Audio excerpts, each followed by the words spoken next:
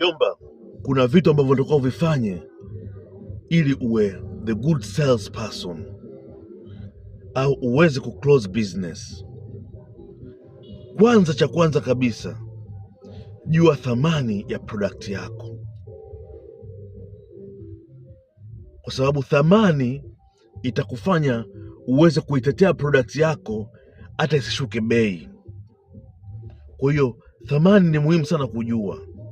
Cha pili, lazima ujue kuweza kupatana, kwamba kunegotiate lazima uweze kujua. Na utajuaje? Lazima uijue ile product thamani yake, kwa sababu ukiijua thamani yake utajua kwamba okay, nipatane hadi ifikie hapa ndio mwisho. Lazima uende training, lazima ujifunze sales skills. Yaani hicho ni muhimu sana. Lazima ujue jinsi ya kuuza, ujifunze sales skills, yaani muhimu sana.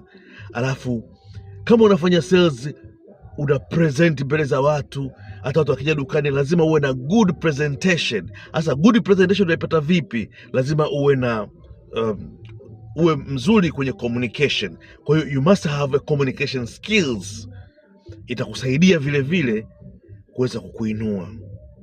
Ivan the Don, hivi ni vitu vimoja wapo vitavyo kufanya wewe utainuka na kuwa na thamani juu na kuweza kuijua thamani yako. Share na wengine, ni follow kama hujani follow. Bye bye.